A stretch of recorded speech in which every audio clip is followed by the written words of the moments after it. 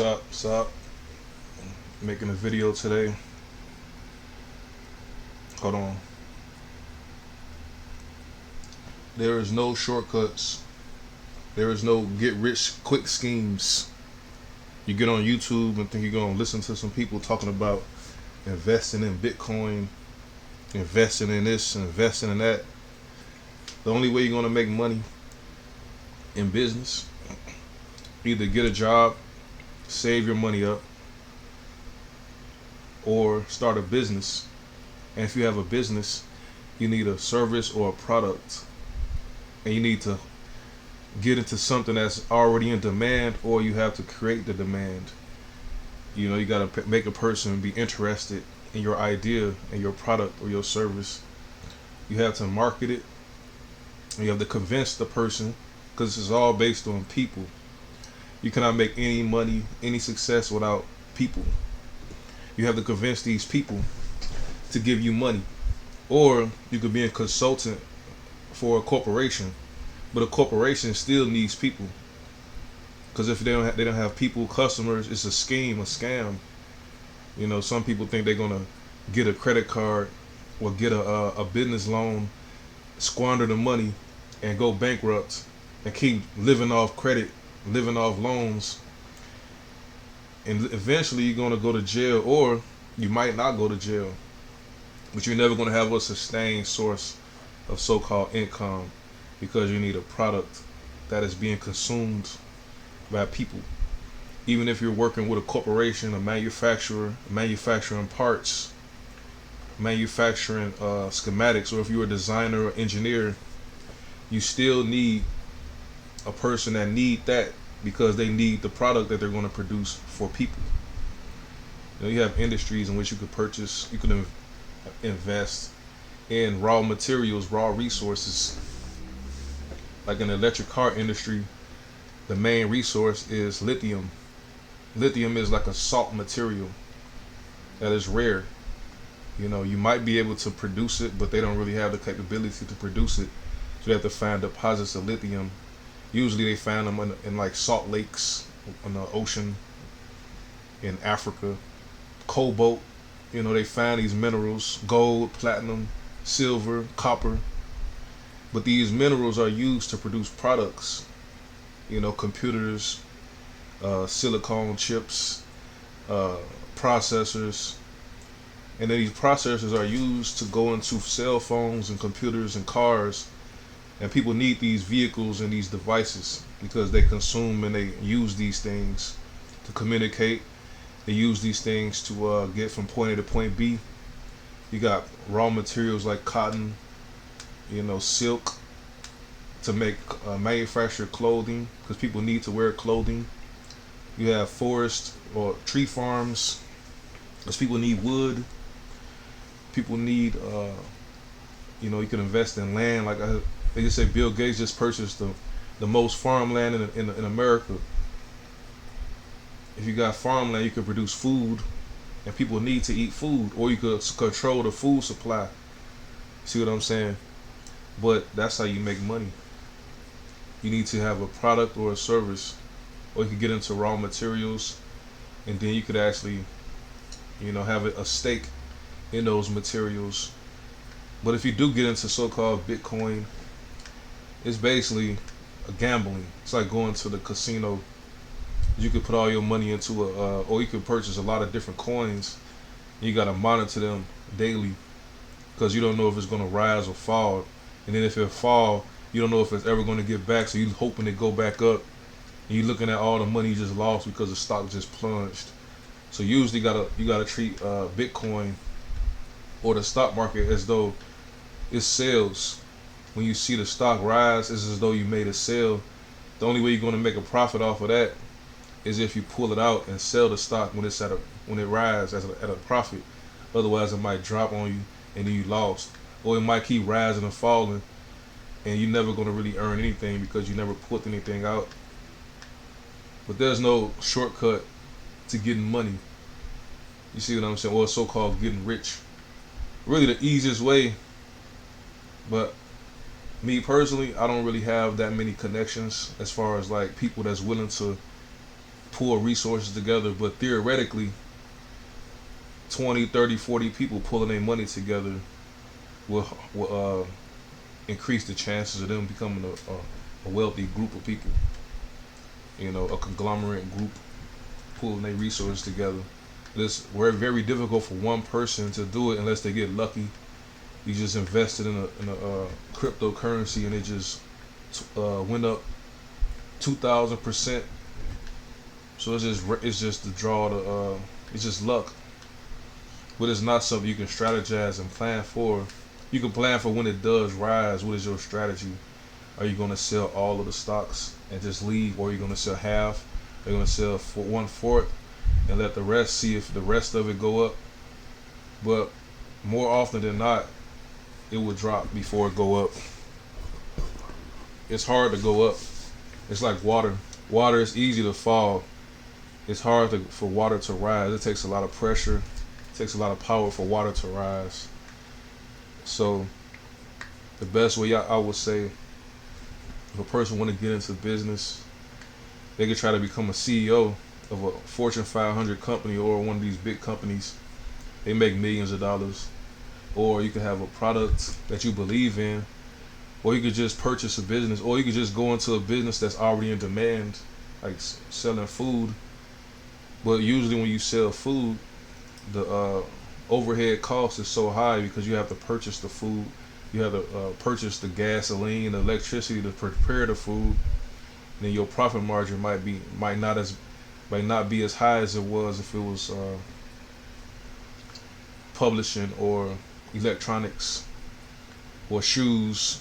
You see what I'm saying? Especially if you manufacturing your own shoes and selling them at a decent profit, but you have to you have to build the demand. That's the hard work.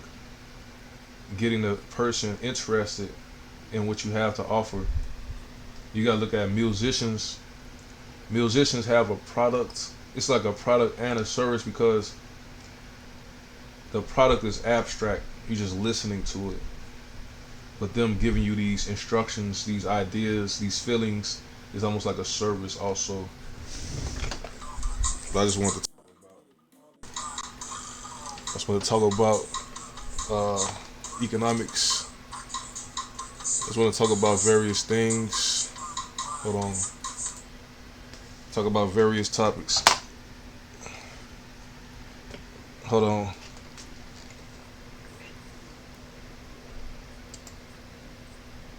The world just happened. Yeah.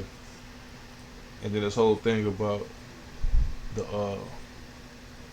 the foundation black people, the foundation black American people.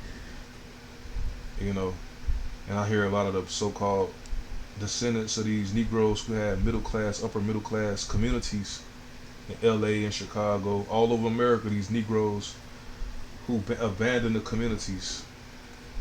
And when they abandoned the communities, the Mexicans who came here illegally, Obama here in Washington, a lot of these mayors and governors made laws protecting these illegal aliens. So they came to the black community that was abandoned, like in Inglewood in Chicago.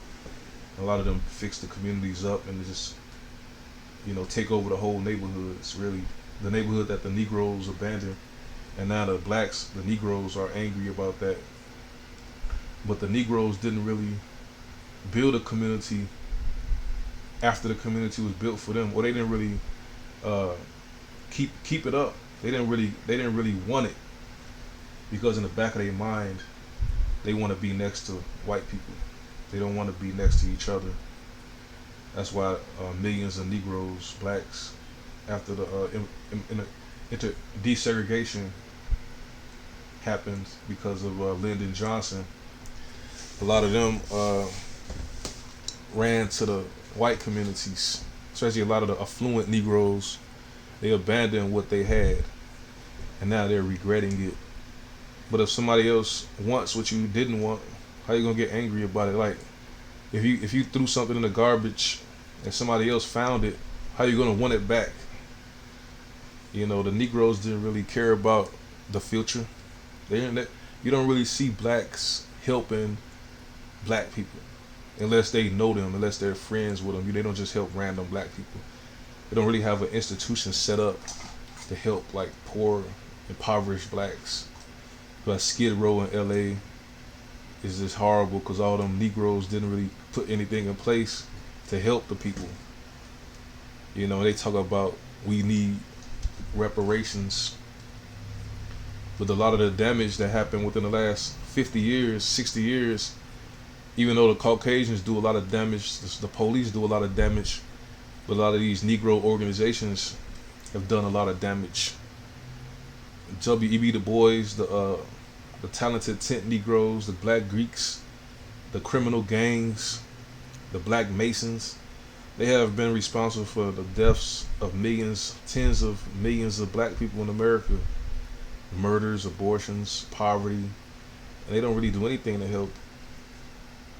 So you can't keep focusing on what, and then when you focus on the benevolence of these devils that's in Congress, hoping that they're going to write a legislation to give you reparations, and you put Joe Biden in there.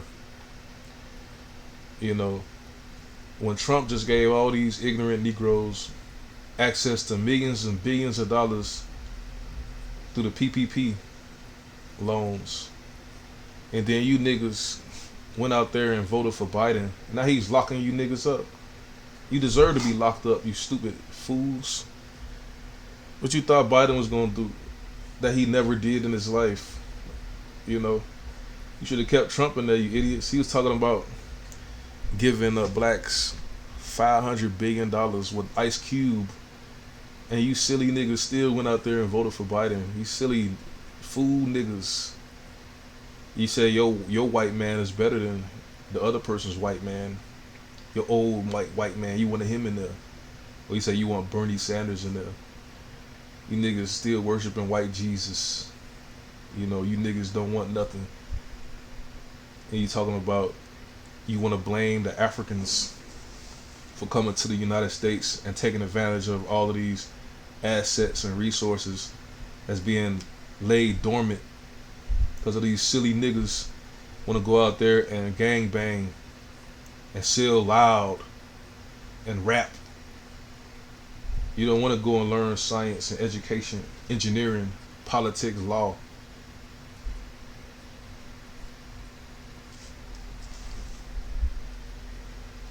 You don't want to take advantage of these resources that our people struggled and died for. So what's going to happen? The Africans going to come and do it. The Caribbeans going to come and do it. We too busy trying to be gangsters and pimps like Tariq Nasheed. You look at his videos in the 90s, he's just a dirty, stinking pimp writing books about how to be a Mac. It's not original. You want to be like Iceberg Slim. He wrote a book about macking and pimping. You ain't did nothing original. I'm pretty sure when you wrote this Hidden Colors or you made these DVDs, you found somebody else that was doing it. You just copied them. You don't want to be original.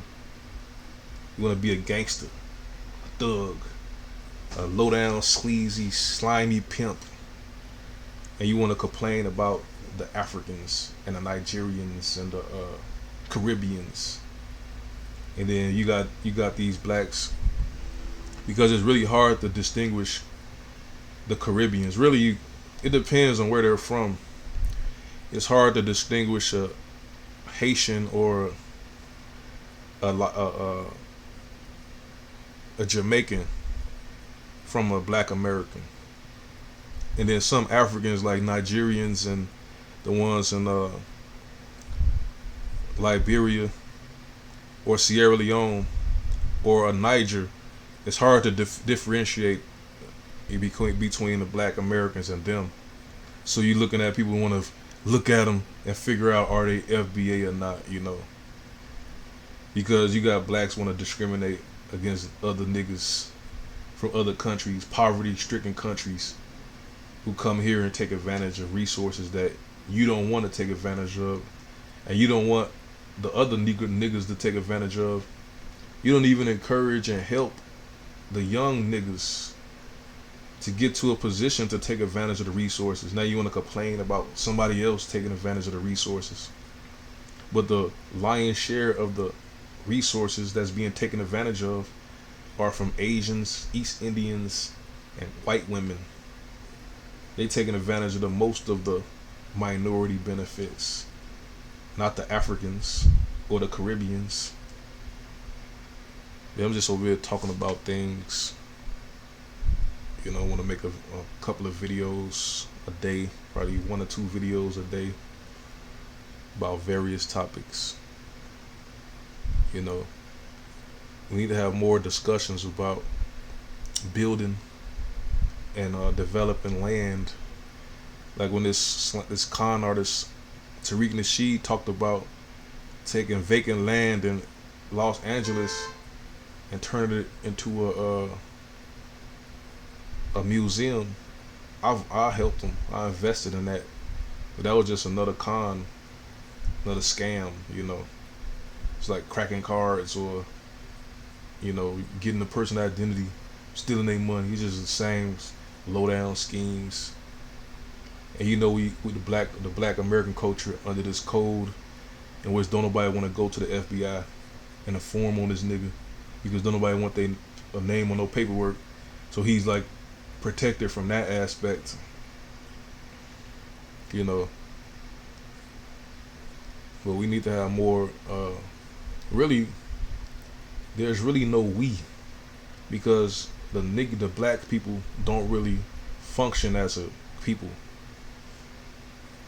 The only reason niggas are living amongst each other is because don't nobody else want to live amongst them. It's like a residual from Jim Crow segregation. In Jim Crow segregation, they had blacks only, whites only, and these communities was just where all the blacks had to move. They didn't want to live there. That's why a lot of them blacks moved out as soon as they had the chance. But they still have the same philosophy and psychology that they really hate the niggas that they live around because they're forced to live there. It's not like they're happy that they live there. They take pride in where they live.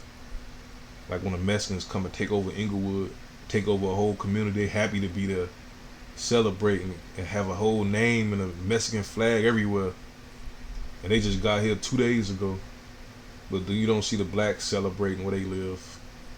So I don't think it's possible or logical to assume that the so-called American Negro, the FBA, will ever work on anything together.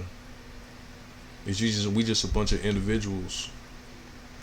And then this Tariq Nasheed is talking about, I know I keep talking about this dirty stinking pimp, because this dirty pimp gonna scam me out my money.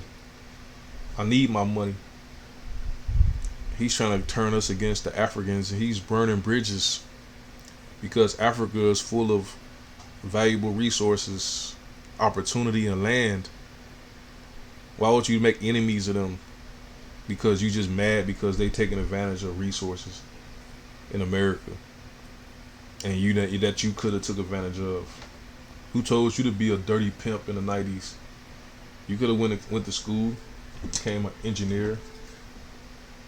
It ain't they fault that you want to be a pimp, a crip, a scumbag, a rapper, King Flex. Can't blame nobody for that. That was your choice. All of our choice.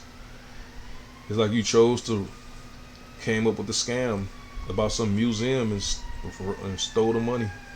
Went to the Bahamas, went to Hawaii with the money, the Maldives with the money, and wherever else you did with the money. But this dude is making a grave mistake by turning the so-called FBA people against the Africans, because the Chinese are in Africa, taking advantage of resources in Africa, and they're not even giving the Africans that much money. if the American Negro was a people and functioned as the people and had a leader, don't nobody want to be a leader, but we need central leadership, a central direction. Even the children of Israel had a leader, led them out of Egypt. Don't nobody want to be the leader, and don't nobody want to lead and follow. Don't nobody want to follow. You got a million preachers, a million scam artists, a million con artists, conscious pimps, telling us all this information that's leading us nowhere about Egypt, African, Pan-African, telling us all this nonsense, but there's no real strategies.